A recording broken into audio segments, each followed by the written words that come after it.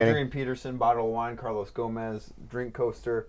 Trade deadline tomorrow, Judd. How excited are you for some moving and shaking in baseball to finally, actually, potentially, maybe happen? Are you asking on the MLB as a whole level or the Twins? Let's start with the Twinks, and then we can talk about the rest of the league. I have trepidation here about the Twins. The trepidation's not good, folks. Sergio Romo's a nice start, but he can't be the only piece, and I want another significant piece. And I honestly think that they need a starter. Like, if you go into the playoffs with this rotation, with what it takes to get through the playoffs now, I don't think you're a World Series contender. I have trepidation because the last 2 weeks, Lavelli Neal, the Star Tribune's reported in the Syndergaard talks.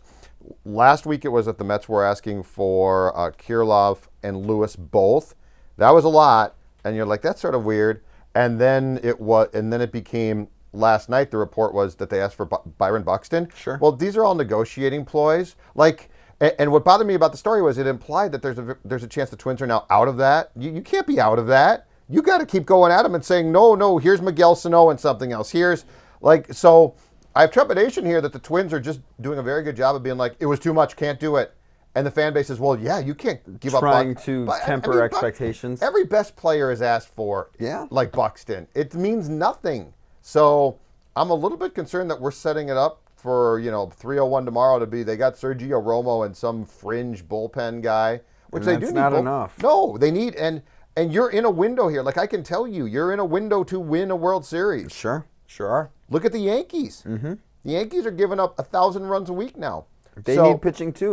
Absolutely. I don't think the Mets will trade them Syndergaard, but the Yankees are in for Robbie Ray, for any other guys that are available. Their names popping up. And just to be clear, this is not so. If you don't get Syndergaard or you don't get a player who you wanted, I don't think it's ownership being cheap. I think it's prospect hoarding. I would agree. I think it's being like, well, we can't give up. But the Buxton thing, to me, it really rubs me wrong because that's the type of thing that you leak out when you want your fan base to be like, oh, you're right. Yeah.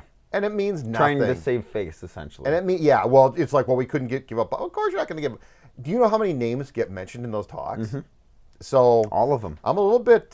If you're the Mets, you're wrong. Flummoxed. You're doing yourself a disservice if you're not asking for everything. If you're not asking for the moon right away for Syndergaard, you're gonna settle for far less than what you could get. Now, are you going to get what you originally asked for? No, probably not. But you have to start. You have to shoot for the stars originally, right? Yes, and the Mets right now, as far as I can tell, are doing the rotisserie baseball thing, right? Sure. Which is you call your buddy and you ask for all his best players or something, and he's like, bleep you, and then you go back and forth and back and forth. The thing about the Mets that I think can be exploited here, though, is the Stroman trade, unless it's going somewhere I don't see completely, they can't decide what they want to do. So that's why you got to keep going back at them. I think what they wanted to do and what they have effectively done is they've cornered the market on pitching.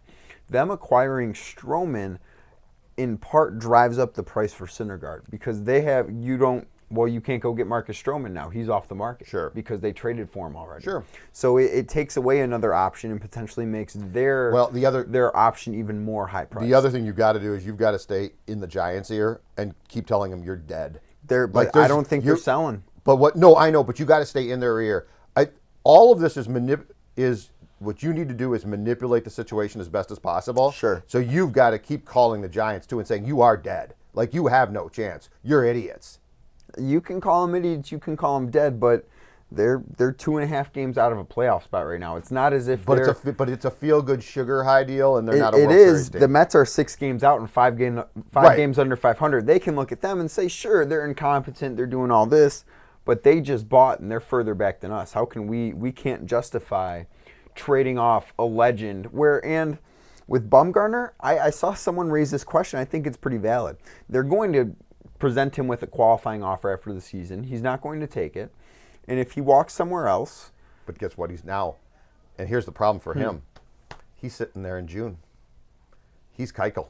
I don't think he's Keuchel. I think he's far better than Keuchel. No, but he's not going to... But I'm saying, whatever we're seeing here, call it collusion, whatever we're seeing here is the last 2 years allowing these players, which is why they need to strike, but it's allowing these players to sit there, some really good players, and not get signed.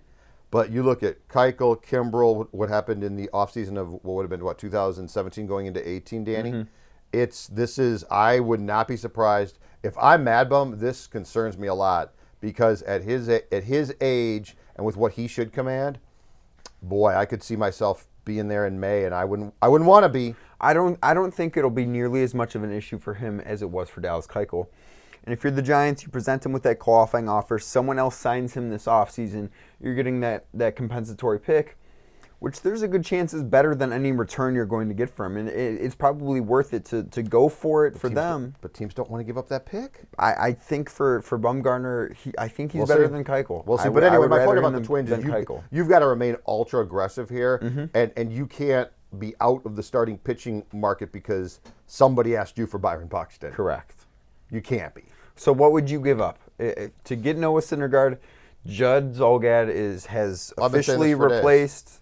He has officially replaced Thad Levine. Derek Falvey's out. Judd Zulgad's running the Twins. What does this deal look like? That's your dream job. You want to run all the teams in this town. No, I don't want the Wolves.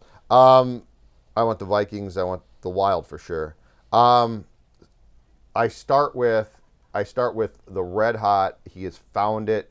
Man, is he going to be great? I'm with you here. In Citi Field, Miguel Sano. I start with that. Now that's not obviously. I'm not going to do that, or I can't do that. I'm not going to get Syndergaard back 1-for-1. No, but then I throw in a top 10 prospect, not my top 2, and possibly a third prospect from down the list, mid-level, and that's what I offer. But it's a good offer. McNeil can move to the outfield.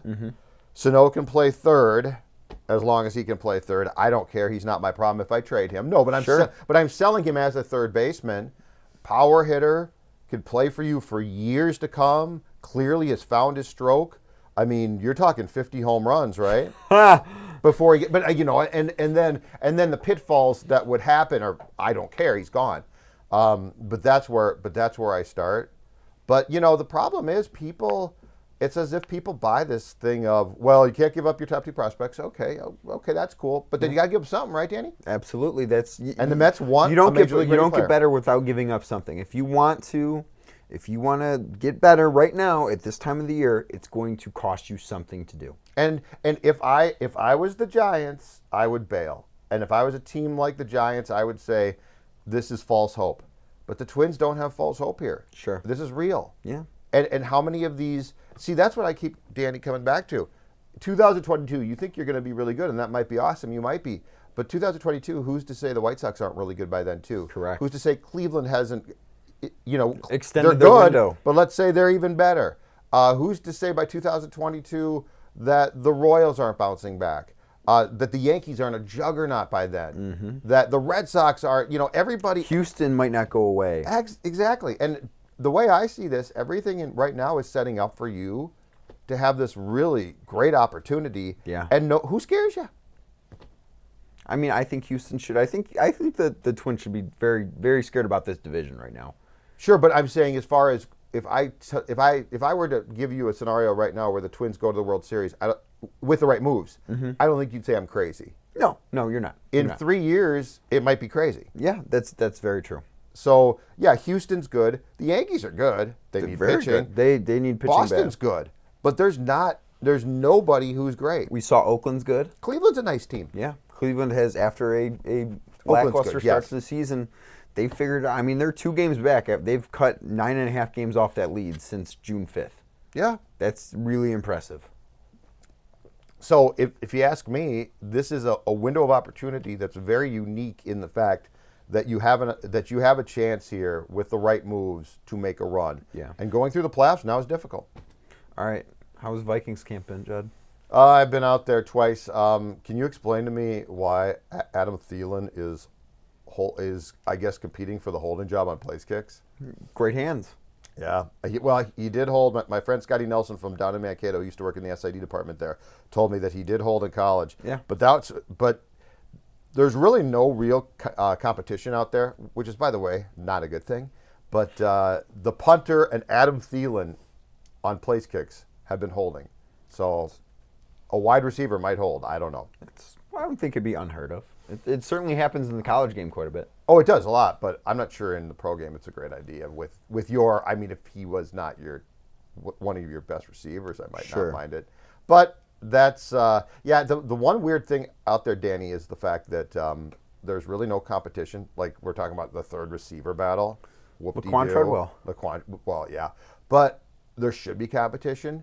I was watching padded practices on Sunday, and I realized this. I'm like, there's no competition, but that's not a good thing. Yeah. Like the right guard, Klein should be competing for that job big time. Mm-hmm. Like that should not be his job. Yeah, it's weird to see a team go into training camp where everything's essentially settled the way it is. Unless they're just a dynasty or something. But football's not that way, you know? Football needs competition. Football needs attrition. It needs That's how you get better. Yeah, and football is one sport where you really want somebody to lose their job. Mm-hmm. Like every other sport, you might feel bad for a guy. In football, you're like, oh, no, this is great. Yep. So-and-so lost their job. You're 100% right. I'm very curious how it's going to affect them down the way. Yeah, I'm curious about them, and I'm curious about your club, too, the Browns. I went to training camp Thursday. And? Odell looks so good. Yeah, see, I think... Odell looks so good. I was talking to, I know this is going to shock you, a bartender last night at Bunny's.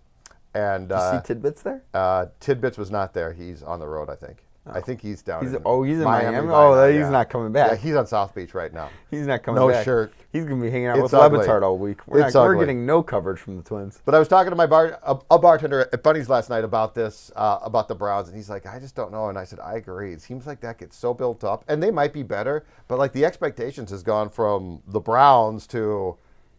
The Browns. Yeah, the Browns. And I think we probably should have stopped at floor 5, but you guys are on the top of the high rise. I'm heading towards the moon, man. Yeah, that team looked. Odell kind of just like stuck out like a sore thumb because he was so good.